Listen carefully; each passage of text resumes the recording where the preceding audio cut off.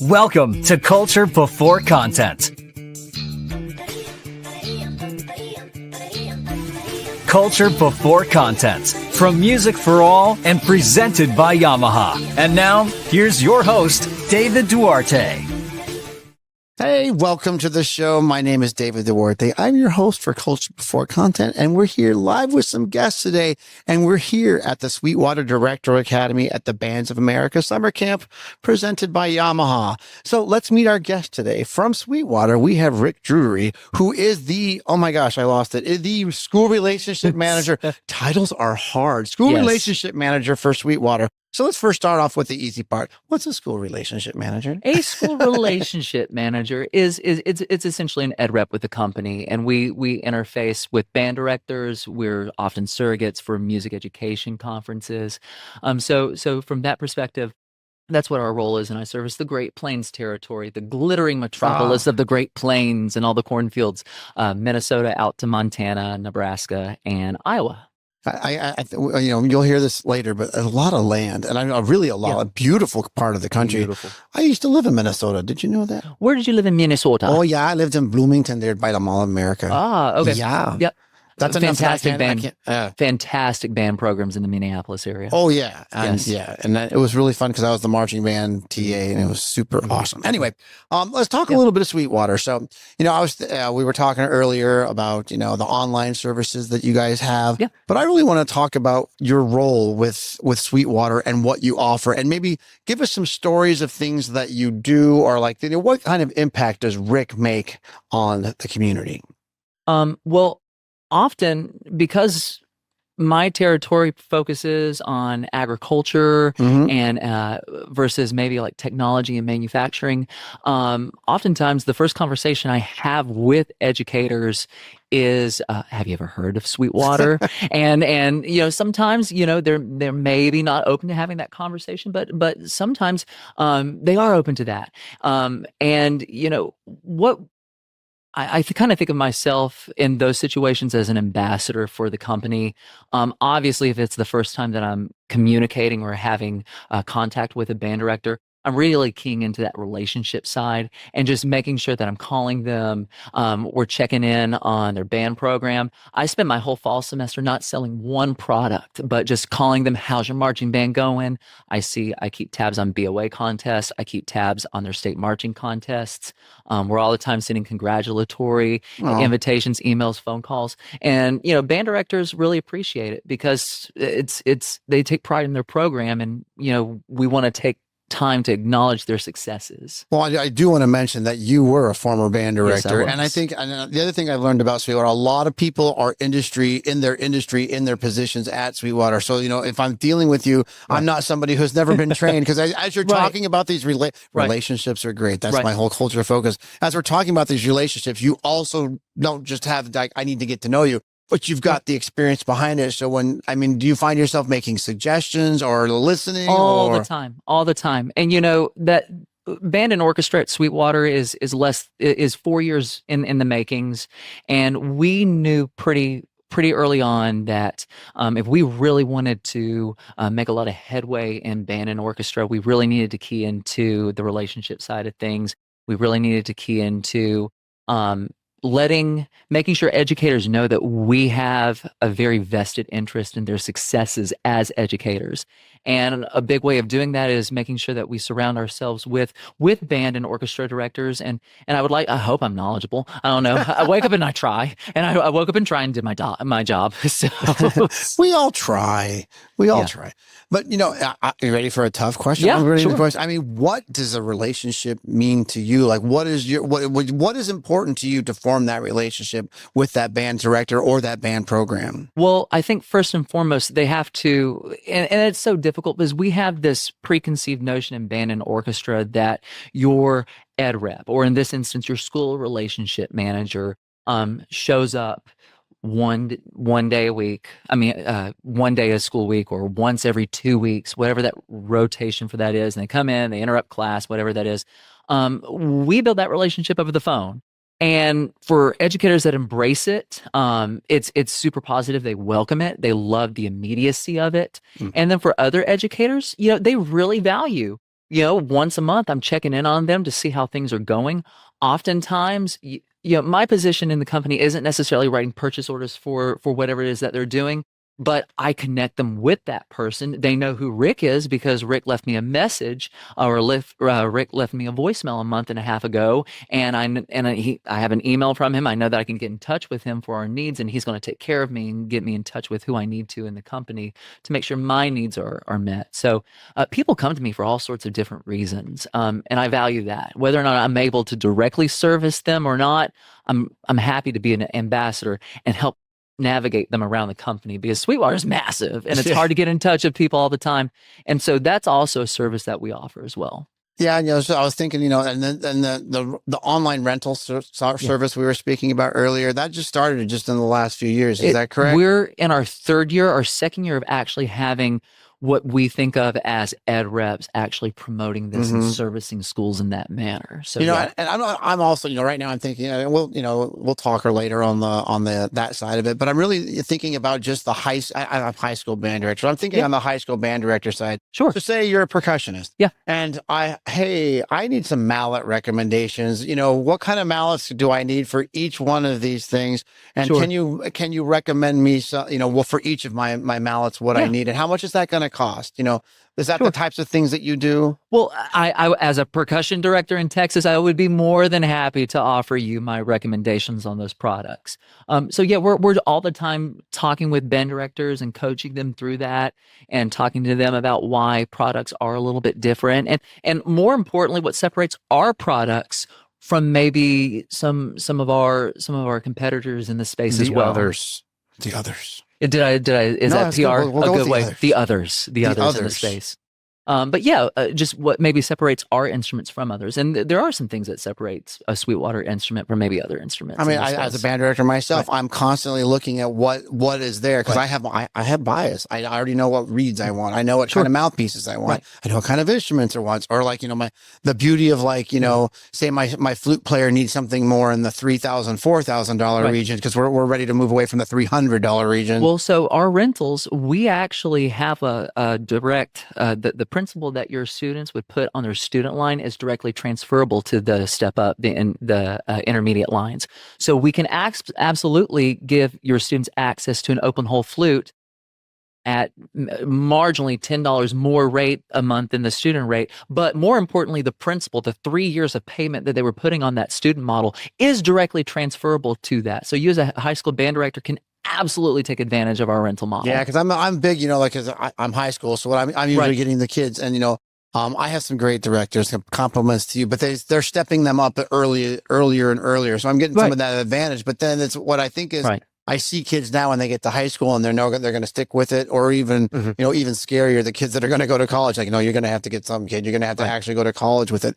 And I was thinking as we were talking, you said principal, and I'm like, oh, let's talk about principal. Oh, wait, let's talk about an actual principal. Sure, yeah. Do you have a direct line? Do you ever work with the principals or the admins? Sure. So sometimes, it's and it depends district to district, mostly in smaller districts, where there's a little, who are you and why are you calling us? But I welcome conversations with administrators. I've had conversations with administrators. I've had conversations with school board members.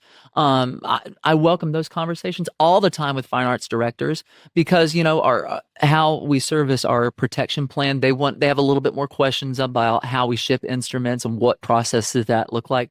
So again, all the time having those conversations, and I welcome them. Oh, yeah. That's great. Because I think, sometimes we band directors, we get on our little hidey hole, and we never come out of it. But sometimes I think it's neat to build, if you can get administrators informed, or maybe if you're a band director, talk about the needs that you have, because that really does help get what you need into those schools and into those kids' hands. And, you've been around the country now. You've got what kind of impact has Sweetwater made on the overall community? Well, it can mean many different things. I think in the last session, we talked about equity and what repair means to parts of the country where they're having to wait weeks on end to service repair. That's unacceptable. And no band program should have to wait weeks to service their repair. So there's that element. We're helping band programs. Again, we've talked about the Omaha Nation and being able to help facilitate their beginning band process. But also incorporating another option into your band program. Competition is healthy. It really is. I work with a very vast region, and I see competitors that what they do with regards to rates and services in one part of my territory is completely bonkers opposite to what they offer on the other side. Huh. And we're getting incorporated into the space for just sheer consumerism and capitalism at its finest. And Yeah. there's no negative to healthy competition. It's a good thing. It's not a bad thing. It's a good great thing. And thank you for being on this, giving us a little bit of information, because your unique perspective is fascinating. And I encourage, talk to your rep on anything that you do, because you're a wealth of resource and knowledge. And I think that's what I appreciate. And it goes back to the culture lesson. Relationships matter. They do. Well, Very speaking of relationships, we got to meet our guest. So we'll be back and we're going to get to our next guest. Hey, welcome to the show. I'm David Duarte, your host for Culture Before Content. And we're here at the Sweetwater Director Academy at the Bands of America Summer Camp presented by Yamaha. And just as a reminder, at Music for All and within the Culture Before Content community, our mission is to create, provide, and expand positively life-changing experiences. Well, this is awesome. We're live on site. We have real people. Isn't this amazing? Please welcome to the show, Mr. Patrick Mainieri, who is the Director of Participant Experience with Music for All and Bands of America. Welcome, Patrick. Thanks so much, David. Hey, why don't you tell us a little bit, what does it mean to be the Director of Participant Experience? Yeah, so I work very closely with the participant office as well as Jeff Young, the Director of Camps, just to make sure that everybody that is here at summer camp is having a blast. So we're looking at opportunities to enhance student experiences, director experiences, also making sure the Music for All staff is well celebrated for all their hard work, and then making sure that all the sponsors and vendors are being celebrated for all of their support of the event as well. Well, I can vouch. Everything's awesome here, and this is a great time, but it's a pleasure to meet you. I was just thinking to myself, what kinds of things, when you say, what's the culture like in the background of, providing those experiences? So like, what are the things that are important? What's the mission? Because I think as a teacher that what we do in the business world, what we do in the classroom, what we do with our families, it's all got a similar feel. So what are those important things to the experience? Yeah, I think that one thing that I picked up with Music for All and Bands of America especially is just kind of their intense focus on the details and making sure that they're planning for every angle, every thought process. Working with the events team, they've got plans for weather, whether that's heat or whether that's rain. If there's an air conditioner out in a building, we can shift over to another building. If something doesn't arrive on time, there's a plan for a plan for a plan. And so the intricate details of the Music for All staff and the Bands of America staff, I think that's what really makes it special. There's a lot of teams that support the operations of this very large camp. So we have our swag team, which are kind of our camp counselors. Those are run by volunteers as well. And the swag team leadership, they go out of their way to make sure everybody on the swag team is having an exceptional experience so that they can then provide that forward to the people they're taking care of. Then we have our Director Academy assistants. Those are also a set of volunteers that come in to take care of all of our directors that are on the Sweetwater tracks. And it's interesting to see how they also are meticulously planning and making sure that all the directors have everything that they need and all the presenters have everything that they need. So it really comes down to the details. Obsess over the details and everything will be a great smooth event. And that's what we strive to do. Well, yeah, it's just great here. And I was just walking here, across campus, and I was just fascinated with how many people are here. I've got a color guard walking over here. You got kids over here. You got adults over here, and everyone just knows what they're doing. But it's just the amazing amount of customer service that this must take. So, how did you come to this position? Like, I think to myself, I'm going to grow up and I'm going to be the participant of experience. How did you come to be, so to speak? Let's just say I didn't go to college to be sitting here next to you wearing this very large hat. Oh yeah, I wasn't going to say anything about the size of it. Yeah, so ironically enough, I was teaching in the music education sector. I was a band director, working. I moved to Illinois after doing a stint down in South Carolina. That's where I did my education, and I became involved with the Bands of America band, and I started attending events, and that band program sent a large contingency of students to this camp. I had an opportunity in 2016 to come to the camp, and I really wanted to come in a service role. I didn't want to necessarily necessarily attend as a director. I wanted to come and support the camp. And at that time, back then it was DTAs, Director Track Assistants, and now that's suggested Director Academy Assistants. So there were two options. I could be on the swag team or I could be on the DTA team at that time. And I read the listing online, and it was the swag team is what spoke to me. So in 2016, I actually served on the swag team for 4 years pre-COVID. And then Jeff and I did the Rose Parade back in 21 to 22. We were back there doing that fun time out in Pasadena with that honor ensemble. And we were sitting in the LA airport just chit-chatting. Jeff had just been announced as the director of camps for the organization. And he struck up a conversation with me and said, hey, you know, I have this vision. I have this goal. I like somebody with a lot of energy that connects deeply with kids and can really motivate them and get them inspired to be in the spaces that they are, but also be respectful and understanding to take care of the environment that they're in, how to say thank you, how to show appreciation to the Ball State team.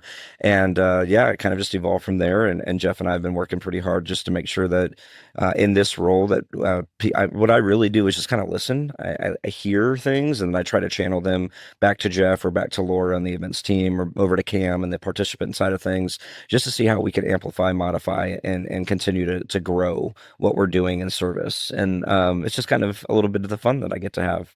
Yeah, and to me, it kind of always represents mission and vision and values. And so, you know, and all of us need to have some type of mission and vision and value. Because I think, you know, when I think about culture, I think to myself, that's what it is. It's what is my mission, what's my vision, and what are my values, and that's what has to happen.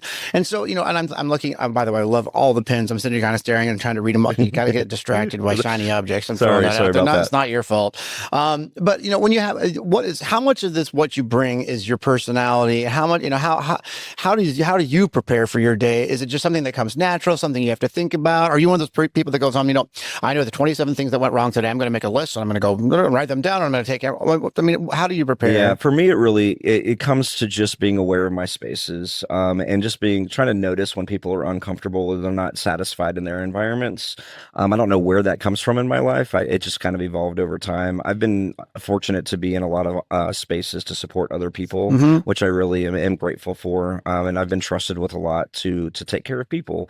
And with that being said, you know, every time I go out on stage in the evening concerts, I'm nervous as all get out. You know, you're walking out, you don't want to trip, you don't want to say the wrong thing on the microphones. You want to be able to communicate effectively and clearly, especially with youth, because a lot of their attention is already split because they're having to navigate social environments and other notifications that are going on in their worlds. And so I try to just be direct and to the point. You know, as we navigate maybe some more difficult situations, I try to clear the air and get emotion out of the way and just see like rationally what is the next thing that is in the best interest for everybody involved.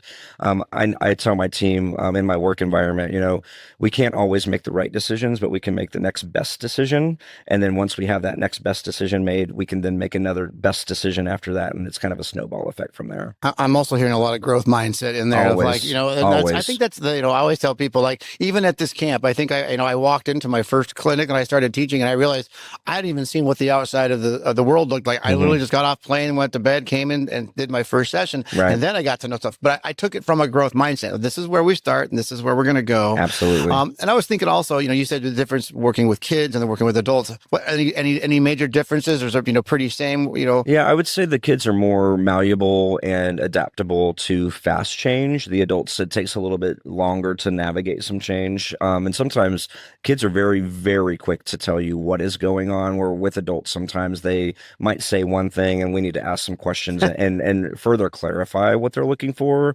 And really, I just try to drill down to like, what do you want the outcomes to be? And we'll try to meet those and get them.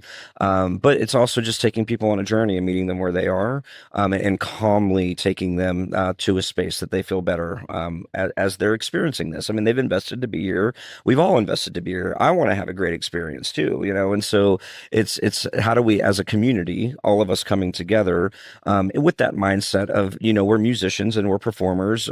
We always want to do better. We never want to settle. And can we continue to up and up and up our experiences so that we have exceptional times together?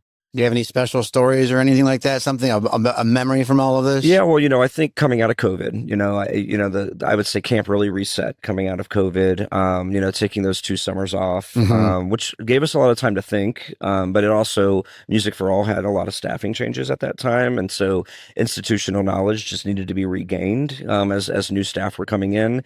As I work closely with the Music for All staff in the fall and at that festival and those kind of things, even as they bring in, new interns and new coordinators, entry level positions, they often will say, I need to live it once, because this thing is a machine and it takes living at one time to be able to see it. So one of the things that I think has been really interesting to watch happen is here at Ball State specifically, there's a person named Karen who is their director of camps and conferences here on the university property. And Karen's one of those people that will adapt and change to any needs that we have, but we have to communicate them to her so that we know what they are. And so I would say that over the past 4 years, coming back now, that we've really kind of ironed out all the details now, and all the staff this year are talking about how things just feel very settled, and the efficiencies and the processes that we're going through, the leadership on the swag team, the leadership on the DAA team, the leadership in the faculty spaces, the leadership in on all the divisions, everything is settled, and we're not seeing a lot of turnover and change. And so I think humans really appreciate consistency and routine, but as we can continue to amplify the outcomes of it, it goes a long way as well. And so working specifically with Karen, and she motivates us too to consider different ideas, and to challenge us to say, hey, I hear what your outcomes are. We could try these spaces, and we could try pushing this into that space and seeing if that's better for you guys. And I think that's the thing, is that we're willing to try and see if it works. And it always tends to pan out well. And if it doesn't, if it flops, we go back to the drawing board, we scratch our heads, and we try it again. Yeah, I think sometimes it takes a special type of person, because, there are some people that can, take things and make it move with change. And then there are some people that may just take a hard line at some things. And so and as I was thinking to myself, if you're talking to somebody and they're like, well, why don't you try it this way? That's their nice way of saying, we need you to try it another way without telling you what it is. So even having, we know what you need, but here's what you really are going to do. And so I think that is a special gift, being adaptable. And I think that's, 100%. And I think when you said it, the kids are a little bit more malleable. I thought to myself, they are. I used to be a director at in a school district, and my team was, I worked with principals, and I worked with, I worked with the teachers, but really the principals and the administrators were the people that I served, and they are not malleable. I can agree with that. They are also not good at and no offense to all y'all out there, I'm just saying this, but that's because that's what makes them good at what they do. I'm a past assistant principal, so I can understand. And I was always trying to. I feel like I was like, Karen at Ball State, here's what I really need you to do. Is there any chance you could do this? Well, because that would really help me out. So it takes a creative mind and a little bit of just open your mind. And I also, one of those things that I've had to learn, and maybe you've come across this, is you can't just take things at face value. Sometimes you have to step back, reassess the process, come back with it, and then just think and it's my other secret, make it their idea, even though it's totally your 100%. idea. Well, and that's the thing, is I think when you approach administration, you say, I need your help.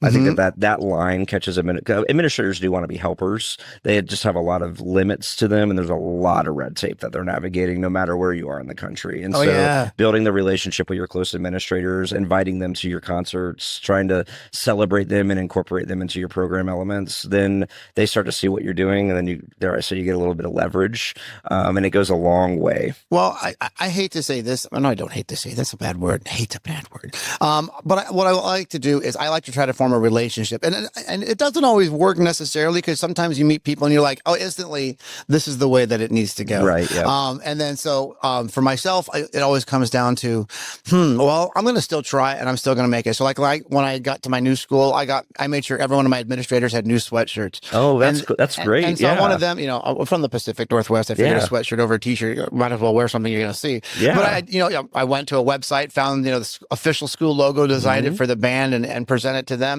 And I just think it's not that I'm trying to bribe them or anything. No, it's not that at all. Trying them. It's the same thing. Anytime my principal comes up to me and says, "Hey, David, you did a great job," it just feels good. Absolutely. And I think that's part of maybe it is, how do we make people feel good? How do you make people feel good? And it's not necessarily our job, but it is what we do to make to get what we need and get what we have. And again, just like, all of us at school with our students, we want it to be a great experience for them. And sometimes we forget, Absolutely. Sometimes we forget they may be having a bad day. I may be having a bad day. Usually the ones that end in Y. I'm just throwing it out there. Yeah, totally understand. No, I'm kidding. But I'm just saying we've got to create the experiences that we want. And sometimes we have to shape. Sometimes it comes that way. And sometimes we have to shape it that way. One of my best friends in the world, Jarrell, who I know you're very close with Jarrell as well. He talks about deposits and debits, and he's always talking about how many deposits can you make in other people so that when you do need to go do a debit, there's some cash on hand, if that makes sense. And when I hear him talk about that so eloquently, it reminds me that we as people need those touch points of feeling needed and supported and having that relationship context. And I'm sure your administrators absolutely loved getting a hoodie or a sweatshirt because they felt included, right? You are doing something that nobody else in the building is doing, and they maybe have no clue how it works, and that's okay. They don't need to know every intricate detail, but can they be a part of your community while you do it, instead of them standing on the outside wondering, why won't they let me be a part of that with them? Because they might need it just as much as the student in band that needs band more than the music, right? So there's a lot of layers there. You got me thinking, because we're both former administrators, and we're both I'm retired and going back to my roots. I wish I was retired. I know it is kind of good. I'm just saying. I look forward to the day I get there. Yeah, but what did I do for my retirement? Nola Jones, thank you for getting me a job within 28 days. Yeah, there you go. She'll do that. Oh yeah, she does. And here I am, Nola Jones. Thank you very much. Anyway, I want to go back to Jarrell Horton. I'm going to give you a shout out. What a legend. So Jarrell, I had not met Jarrell personally until yesterday. Yesterday was the first time. Ironically enough, he came back to the dorms.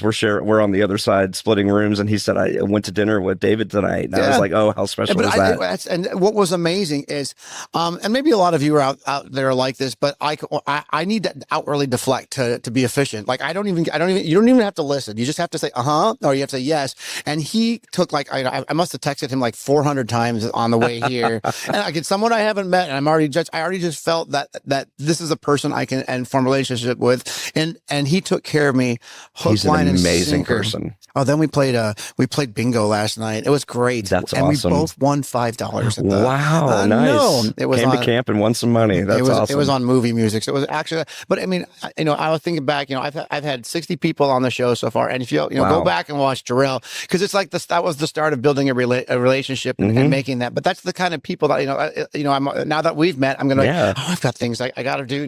What do I do? Look up where you went to college, what you've done, get your background, and now I found your assistant principal. That kind of changes the conversation a little bit. Absolutely, yeah. How much of your administrator experience has helps you in the job you're in? Oh, so I will say everything from my music education experience all the way back to 7th grade helps my current job right now, including my administrative processes as well. I'm fortunate to work in a space where I have a great team and I get to support our community just kind of in a different way.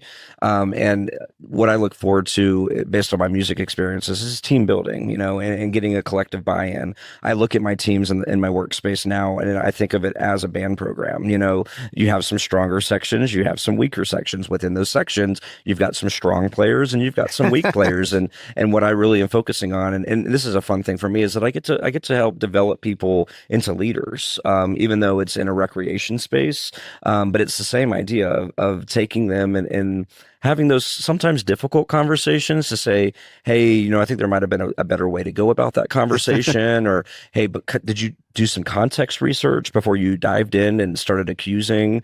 Always listen first to understand before prescribing an outcome.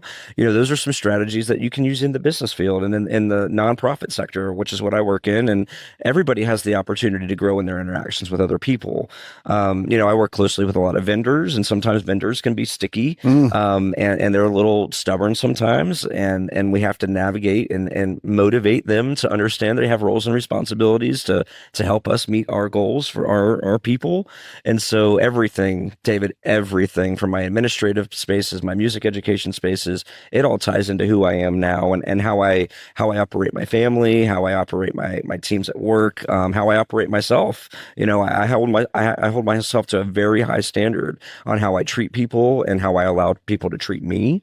And there's a lot of systems that I have in place to make sure that I'm not boiling over. I'm staying calm, which sometimes, when you're the director who's getting ready to go to festival and some instrument just broke or they forgot their music, how are you recentering yourself? How are you not going to lose it so that those kids stay calm and so that they can go have a great performance as well, right? That's what a leader does, is that they take a lot of information and they can bear that information without causing distress to the people in their care. You got me thinking. We could do an entire show on conflict resolution. Oh, listen, we could, buddy. I know, because it really has me thinking. Because it's like, are you one of those people that put yourselves in the shoes of the Empathy, person that? Yeah, absolutely. and so how empathy is a hard one, because we don't all have to, like, I always say, when I go on a band tour or something, I have to have like a strong mother type person with me, because I don't have the maternal instinct. Mm-hmm. I don't have and I tell the kids, I'm like, if you're going to cry or something, you're going to have to go rent somebody else, because I'm just going to sit there and wait. And I'm going to say something like, are you done?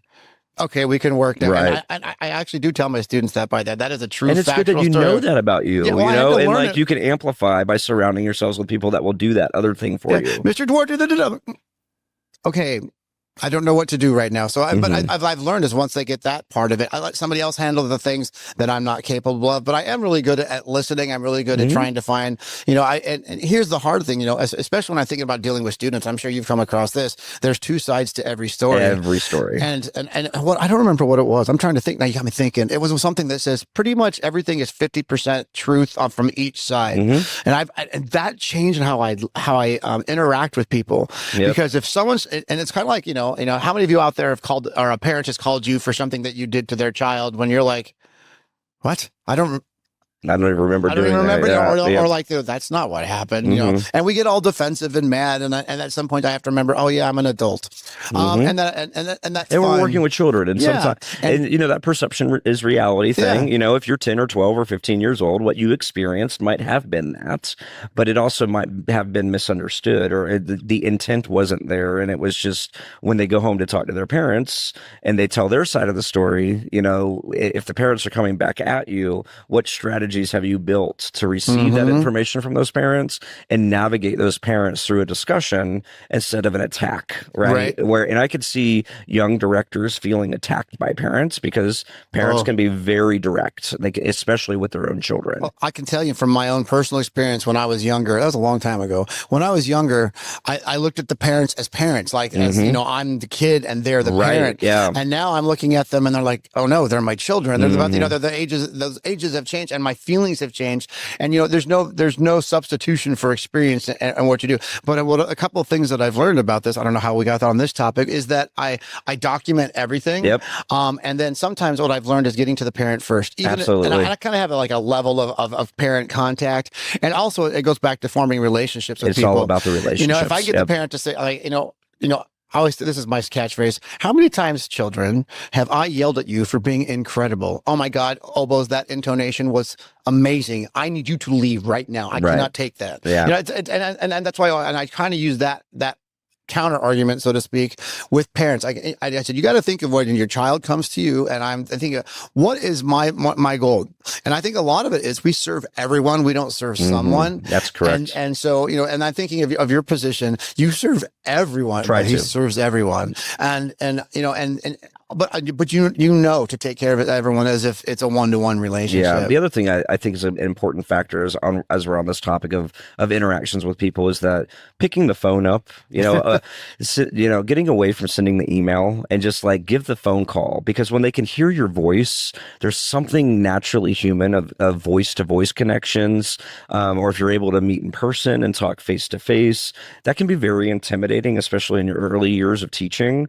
But really, that's the way to go, because then you're building relationships, and they're very authentic at that point because you're living together through that experience, and it's not feeling, again, one-sided. We're trying to figure out what's the best outcomes as a team, as opposed to I'm telling you what we're going to do, which sometimes could be coming from the parent side of things, but also sometimes directors can go on the defensive, and they don't have enough offensive skills, and they begin to shadow down into using those email communications because they want written documentation so that their administrators have it. But really, when it comes down to it, 9 times out of 10, if you're in the phone call conversation, you're going to be able to resolve it. And directors out there, do the phone call And no one's picking up because we don't answer the phone anymore. No one answers the phone. I don't know why we have phones in our pocket anymore because we really just text everybody. But make the attempt because, and then when you send the email, and here's one that I learned.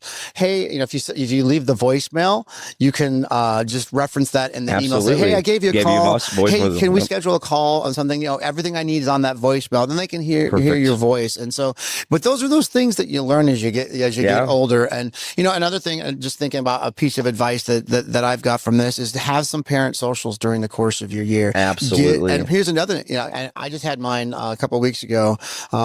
Which is, we need to go out to dinner, parents, and I don't want your children. I want you. And I always say this to parents, I don't actually equate you with your children. Sometimes I don't know which one I'm kidding. I do know which one it is. I just don't, parents and children are different, but sometimes we think them as the same thing. But I do because those relationships that you can build are very helpful in times of trouble and also amazing in times of praise. Absolutely. I couldn't agree more with everything that you just said. And it always comes back to relationships. It does. And when you build authentic relationships, everybody is better off for it. So if my parents are out there listening, and I know some of you do, I think our first social's in September. We got to pick a different restaurant. Okay, there it is. Well, it is good food. And there's no substitute for good food. There's no doubt about that. And there's something authentic about just sitting down and eating together, because it's a very human thing, right? It is. We need to eat, so why not do it together? And I think we're naturally acquisitive as human beings of just wanting to share and listen and have a great time. Yeah, conversation goes a long way. Well, believe it or not, we've already had our amazing amount of time together. I know. Isn't it amazing how fast it goes? It goes too fast because it's, I was especially as we're getting to know each other. Well, let's talk about that. Because I could go another 2 hours with you just because you're a very dynamic person. I need a second podcast so I can interview the guest for the second time because once you get the relationship going, I have some real questions now. Right. Absolutely. But, thank you so much for being on the show today. Yes. Thank you to the audience for taking time to listen. But, thanks. We're here again at the Sweetwater Director Academy at the Bands of America Summer Camp presented by Yamaha. I'm David Duarte, your host, and I hope to see you next time. Hey, welcome to the show. I'm David Duarte, your host for Culture Before Content, and I am so excited to be here at the Sweetwater Director Academy at the Bands of America Summer Camp presented by Yamaha. At Music for All and within the Culture Before Content community, our mission is to create, provide, and expand positively life-changing experiences through music. So speaking of life-changing experiences, we've got people in the studio. This is neat for me. I've never I get these cool chairs. I get this cool microphone. This is awesome. We have a guest today. We have Jenny Stowers. And we're going to talk a little bit about leadership. Maybe, Jenny is here on staff at the camp. And then I'm going to let her tell about what she's been doing. And then we're going to get into a little conversation. You guys ready? I'm not, what? Okay, we're ready. Here we go. Okay. So my name is Jenny, and this is my second year on staff at BOA Summer Camp. I am part of the leadership team. So I do the leadership weekend with Bobby Lambert and some fantastic other faculty. Like, it's a whole team of rock stars. And then through the week, I do go and work with the different tracks and do leadership sessions kind of each day with the different ones. Oh, that's awesome. So I love leadership. And, I was talking, somehow I was secured a job that doesn't have a marching band, and my brain had to go through this process of how do you teach your kids leadership without marching band? It was like an actual mindset for me because I wasn't used to it. And the answer is you totally can't. It's something to talk about later. But we were talking about servant leadership. Yeah. And I think that's where we're going to take the conversation. Let's talk a little bit about servant leadership from your standpoint. From my standpoint, well, so there is the idea that the way to provide happiness to others, or the way to find true happiness, is to provide happiness to others. So we can't actually truly be a leader unless we are willing to serve others. Because it's the idea of we have to get outside of ourselves. We have to get outside of our head and think about the people around us. And that's what true leadership is. If it's about me, that's not being a leader. How do you, again, I think this is the same question I asked earlier, but how do you teach someone some of that skill set? Or how do you, and it's not maybe teach them, it's probably the wrong word, but how do you get somebody to become aware of that? Because, as an adult and an adult teacher, I taught adults for years. Mm-hmm. That's my mindset, is trying to get them to learn. And, again, being a part of the team, we all have to be on the same page. Yeah. Well, so I've been in education for 23 years. And so the number one thing is going to be modeling. So I have to act that way. I have to act thinking about others. I have to be a servant leader, never ask somebody to do something that I'm not willing to do myself. So that's one of I think that's probably the first thing. The other idea, though, is making sure that we provide opportunities in all the ways. So some people need to talk to people about it. They need to have lots of experiences trying things out, but then also they need to practice. So I kind of believe in using different methods. So we need to read about it, talk about it, see it, hear it, and then we need to see it in practice. And I was thinking to myself, because, when I have leadership people on the thing, I'm always thinking to myself, who is the training for? Is it really for the students, or is it just as much for the teacher, right? So it always starts, know thyself. That's kind of like that first step. I got to know my tendencies so that then I can be aware of them and, guide different other people. And so what kind of guide, and do you kind of approach it from getting to know the teacher before you teach, or teach the kids, get to know the teacher? You know what I'm saying? Yes. So it's all comes down to relationships, and that relationship that is built between the teacher and the student, but then also between the students with each other. Culture before content. Culture is about the connections. It's about what's important, what we value. And when you value people and relationships, then it's going to show up in how you treat each other. Well, that's, it's funny you say that, because I think one of the things that I've had to learn in my late life, and I keep learning, like the older I get, the less I know. But the one in my late life, what I've learned is I have to have a mission and a vision, and then I got to get everyone on that same page. Yeah. A picture of future success. How do we know where we're going if we can't see it? I can't be alone in my thoughts. Absolutely not. Why am I so alone in my thoughts? And that's the thing, is we a lot of times are bound by fear. Yes. And what we're afraid of being made fun of, or fear of failure, because we don't know what to do with that. But that's the thing, though, is we're not alone. I got two for you. One's imposter syndrome. Oh, 100%. And the other one is insecurity. Yes. I always tell people, I'm not really funny. I'm just pretty insecure, and laughter and humor are my mechanism to cope with where I'm at the time. I had to learn that. Yeah. I used to think I was just as funny making people laugh, and I realized, oh no, you're just trying to cope some of the things. But you say know thyself. It takes a long time. Know thyself, yes. And understanding that change, and that we can't make other people do things. We can't change other people. It has to start here. You can be in control of what you think, what you say, and what you do. And hopefully those things align, and other people see that and they're like, I want to do that too. Or you bring them along. And one of my statements, and this, I went to a gifted conference.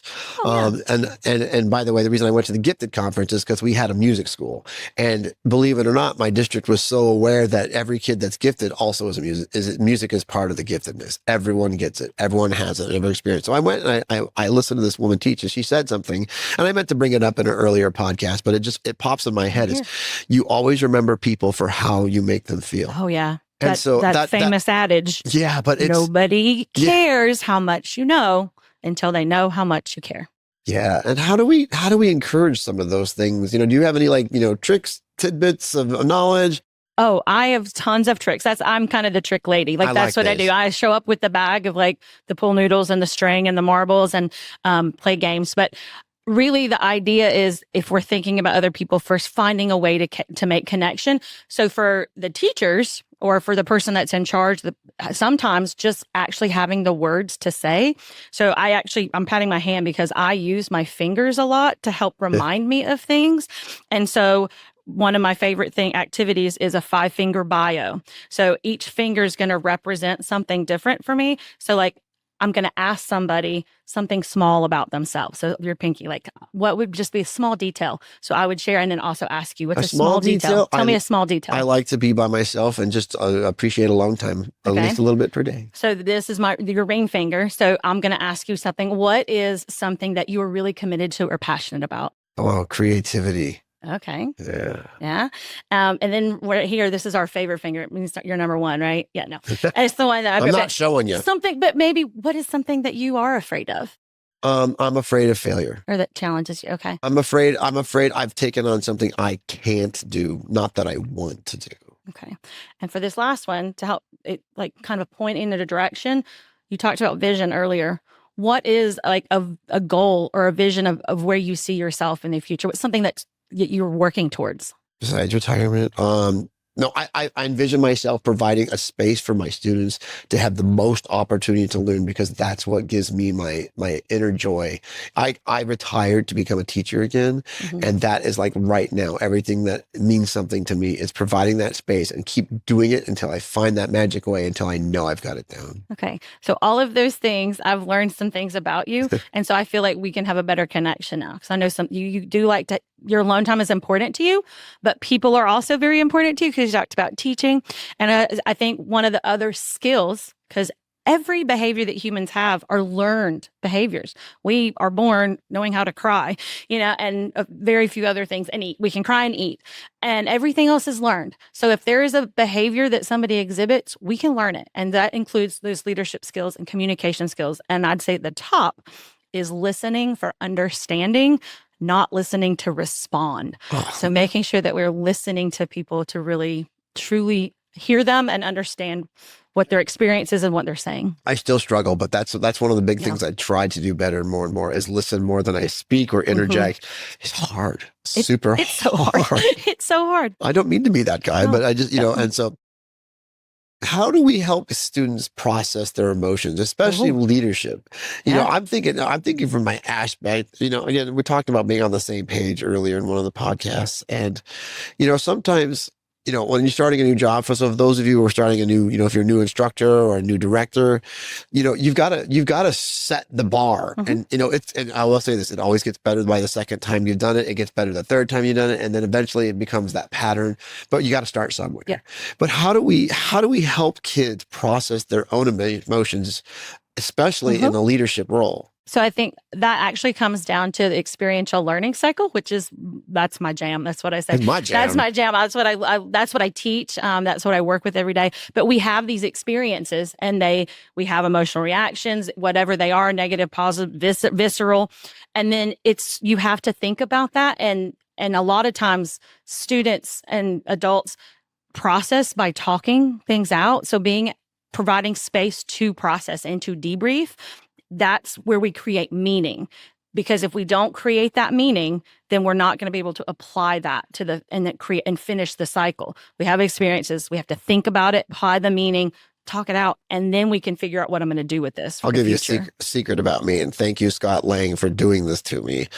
He notices that I speak not to be heard, but to process the information outward so I can hear it. Yes. And I'm not bitter. Don't get me wrong. I'm happy because it lets me understand why my mouth goes sometimes. It is because I need to speak out, just like this podcast. I'm speaking so I can hear the words, so I can get connection, understanding.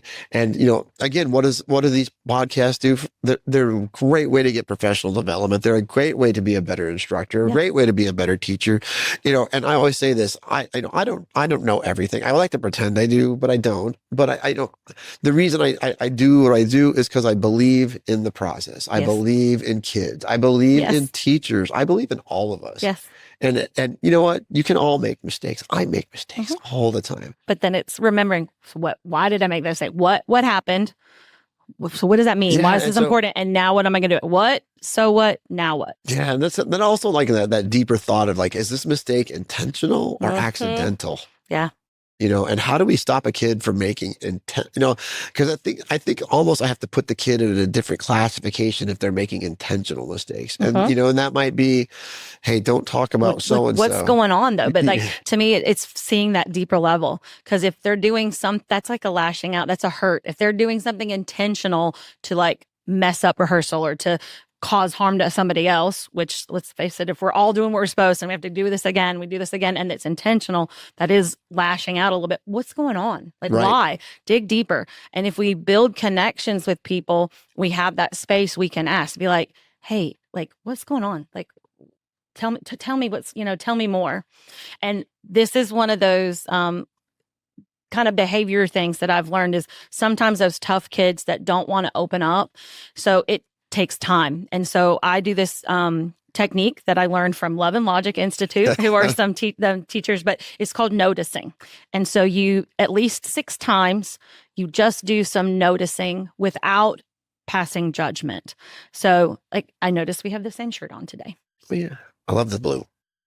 I don't say, oh, it's good or it's bad. I don't anything. It's just a noticing. And if you do that over time, at least 6 times, that's going to help to build a relationship where a student doesn't feel judged or that you're trying to get something from them or manipulated. And so that's a technique that I use it a lot, actually. Yeah. I noticed your nails. I'm so fascinated. I'm sorry. Like, I got caught with my hair the other day on a podcast, and I was like, I had to like, what?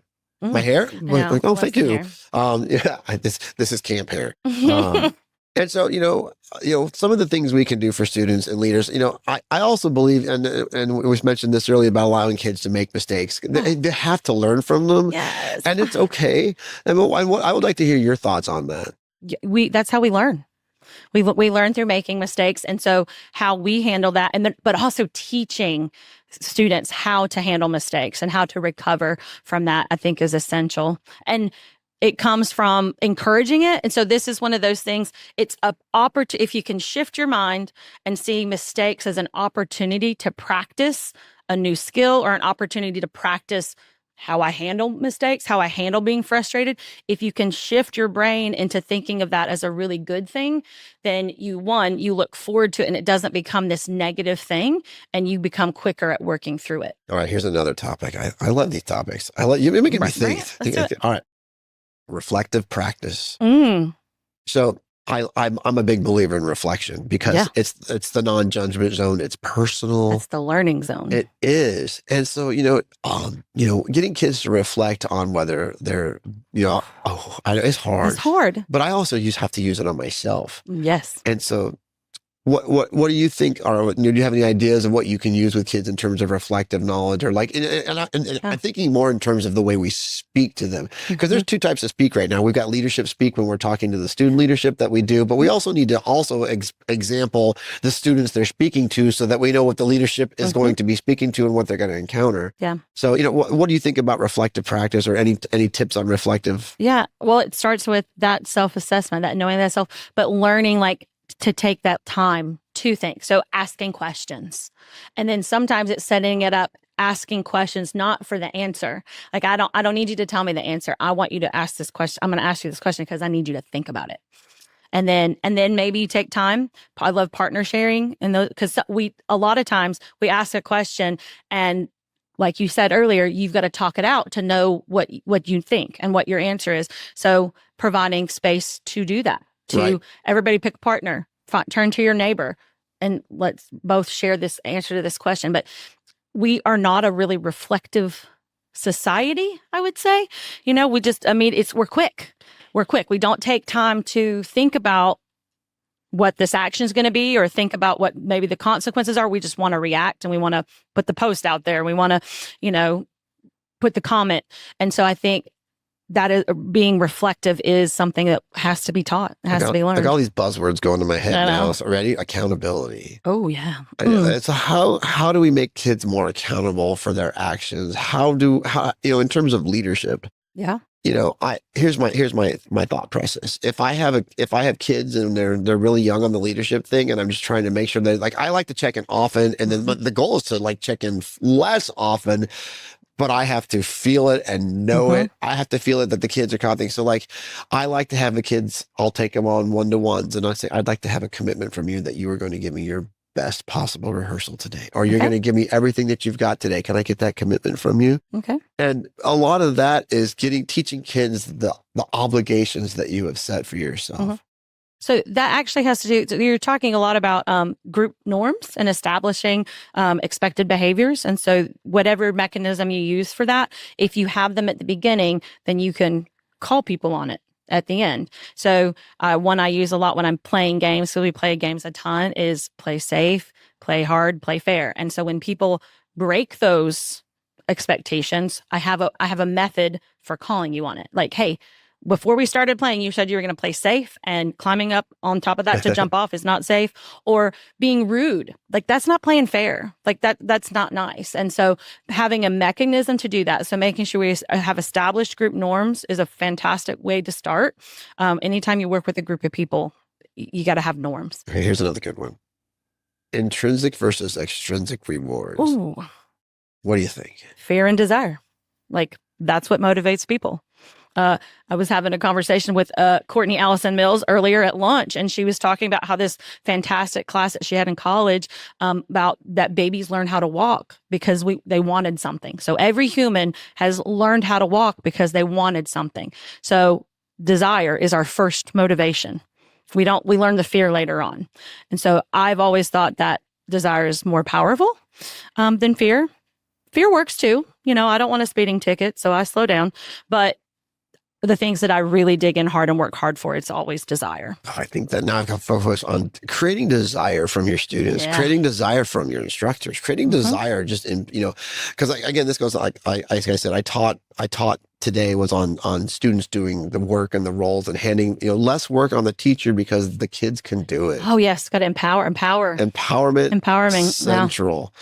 But how can we as teachers teach that desire?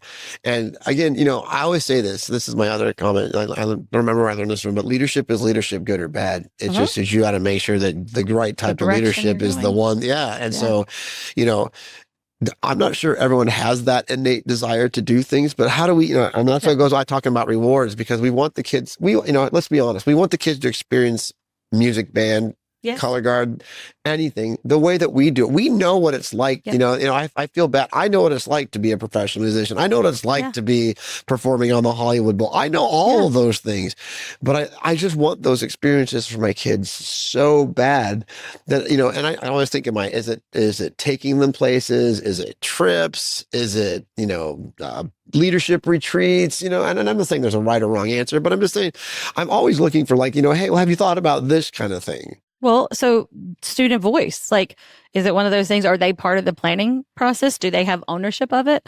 That was one of the things why I think I had such a great college experience is because as a student leader, I got to have a whole lot of ownership in the planning of things. And so that was something that I took with me into the classroom. And I still take that with me today with the student leaders that I work with have a huge part in the planning process of what we're doing. Yeah, well, here's I'm going to be very honest about my experience. So every year my band has a new band council at the end of the year. Like I said, I don't have a marching band. So it's a service economy for those kids. Yeah. But I caught the kids almost trying to take an authoritarian structure. Oh. And it was unexpected because at no point had anyone predecessors had that happened. Right. So I had to address it. We don't call out names. We don't ever speak to people unkindly. Yeah. But, I guess those things that what can leadership training provide my students? Where can I get leadership training? And we all know the camp here is amazing, but, what are some advice that you have for students do you just tell kids don't be authoritarian, or do you have any Well, it goes back to that modeling. I am not an authoritarian teacher. So I'm going to establish those expectations, but I'm not going to treat you in a different way than I expect you to treat me. And so the way I speak to you, that's the way that you speak to me. But there's another technique when I'm working with people is using enforceable statements, because it's also about boundaries and knowing what you will do. Because remember, you can only control what you think, what you say, and what you do. And so if I am making sure that I am not behaving that way and that my expectations are communicating, I'll be happy to speak with you when your voice is calm like mine, rather than get over here. It's modeling, and it's those kinds of things. And so it's looking for resources that help with that. And that goes back to building trust with your students, building trust. How do how do you keep that trust? And I don't know if this is too harsh or not, but I always tell the kids, you can only break trust once before I'm going to always have doubt. Yeah. And when doubt enters my head, that's not good. And it's not that I won't trust you, but it's never going to change from the time. And it goes back to respect. It goes back to, making sure that we're service.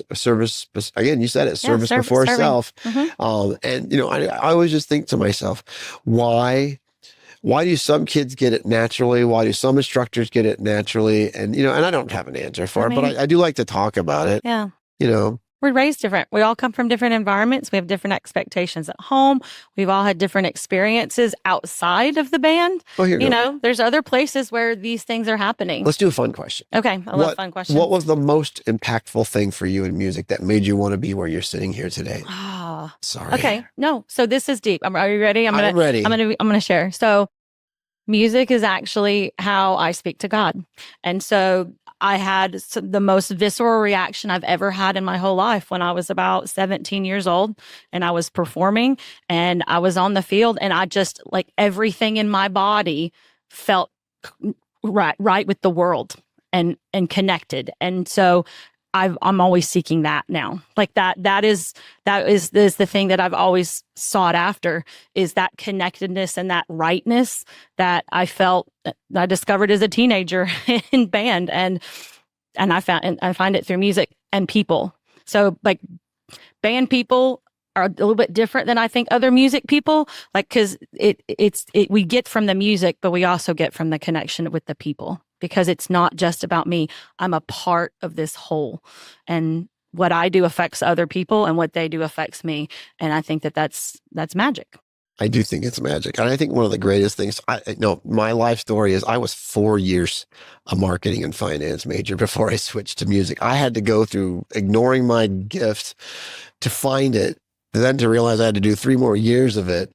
But I think had I not done that, I would not be in front of you today. There's like, I always say this, and maybe, our last thought for the day, but I believe life comes down to moments. Yeah. And those moments have that serious impact. And if you didn't have that moment, we would be different people. We'd be in a different place. And I'm thankful for the moments. Yeah. I'm thankful for the people that I've encountered. I'm very thankful.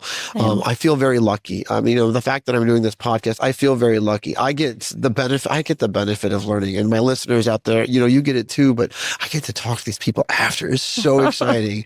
But I want to thank you so much for being on the show today. You got any final thoughts? Or I always tell people what does culture mean to you? Yeah. That's one of my final thoughts. All right. So play, trust, learn. You have to play with people, because that's how we really are. The way we play is how we are in the world. And that's how we build trust, because we see people show up how they are for real.